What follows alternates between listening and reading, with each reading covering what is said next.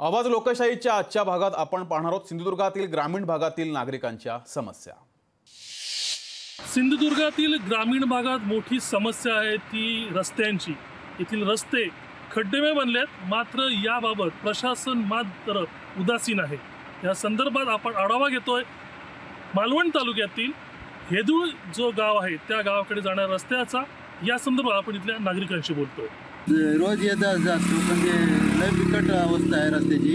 खूप खड्डे आहेत, म्हणजे एखादा पेशंट न्यायचा असले तरी पण खूप अडचण होते। कधी कुठल्या खड्ड्यात जावं लागेल, तोल जाईल, कुठे पडायला होईल। आमची मुलं असतात आमच्यासोबत। एवढं म्हणजे असे खड्डे आहेत ना की बाईक अशी व्यवस्थित चालवताही येत नाही। आम्ही असं जीव मुठीत घेऊन या रस्त्यावरून आम्ही प्रवास करत असतो। गाडी चालवताना चिरा पडलेला आहे त्याच्या डंपरमधून।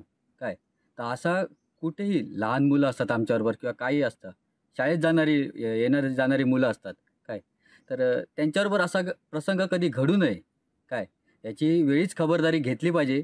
आणि वेळोवेळी प्रशासनाला म्हणजे हे करू नये, लेटर किंवा काही देऊ नये। या रस्त्याची आज जवळजवळ 10-12 वर्ष झाली, हा रस्ता अजूनही तसाच आहे काय। खड्ड्यांचं तर तुम्ही विचारूच नका। आम्ही गाडी चालवताना कशी आम्हाला चालवतो, आणि गाडीचा आम्हाला जो पगार आमचा येतो तो पूर्ण आमचा मेंटेनन्समध्ये जातो गाडीच्या। 200 ते 250 गाड्या ये जा करीत असतात, त्याच्यात 2 व्हीलरवाले असतात, 3 व्हीलरवाले असतात। आणि हा जीवघेणा असा खेळ चालू असून 2 व्हीलरवाल्यांचा जीवघेणा असा खेळ इथे होतो, कारण ओव्हरलोडच्या गाड्या इथून जात असतात, मोठे मोठे हेवी डंपर। त्यामुळे येथील लोकांना नाहक त्रास सहन करावा लागतो। राज्य शासन काही लक्ष देत नाही, आणि यांच्या राज्य शासनाच्या या सध्याच्या चाललेल्या राजकारणामुळे हा रस्ता आज रस्त्याची अवस्था आहे। म्हणून राज्य शासन असेल किंवा पालकमंत्री असतील, यांनी या रस्त्यासाठी लक्ष देणं खूप गरजेचं आहे। कारण या गावाच्या वतीने असेल किंवा कुठल्या वायवडा गावाच्या वतीने आमची मागणी असते की हा रस्ता अंगणेवाडीपूर्वी डांबरीकरण होत, परंतु वाहतूक जास्त असल्यामुळे रुंदीकरणाचा सुद्धा प्रश्न मोठा आहे। हा रुंदीकरण जर झालं तर बरंचसं मार्ग सुटतील। हा रस्ता मिनिमम 10 ते 15 गावांना जोडतो। त्याच्यात आता अंगणेवाडीची जत्रा आली आहे। आता अंगणेवाडीसाठी हा शॉर्टकट रस्ता असल्याकारणाने हा रस्ता तातडीने काय रुंदीकरण आणि डांबरीकरण असं दोन्ही स्वरूपात करण्यात यावा, एवढी माझी प्रशासनाला मागणी आहे। तसेच करून ह्या रस्त्यासाठी आजपर्यंत जे प्रयत्न केले त्या प्रयत्नांना यश आलेलं नाही। आज पालकमंत्र्यांनी ह्यावर लक्ष देऊन आमच्या मागणीची पूर्तता ताबडतोब करावी। वारंवार ग्रामस्थांनी प्रशासनाकडे याबाबत मागणी देखील केली होती, परंतु अजूनही त्यांची मागणी काही मान्य झालेली नाही आहे।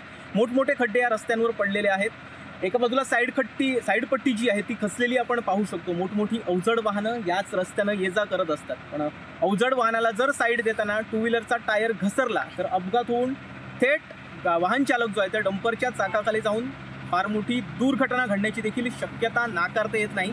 5-6 वर्ष का जास्त होतील या रस्त्याची एवढी दुरावस्था आहे की इथनं जाणं येणं सुद्धा खूप कठीण झालेलं आहे। एखादी वृद्ध व्यक्ती असेल, आजारी व्यक्ती असेल, ह्या ठिकाणं जाणं म्हणजे खूप कठीण आहे।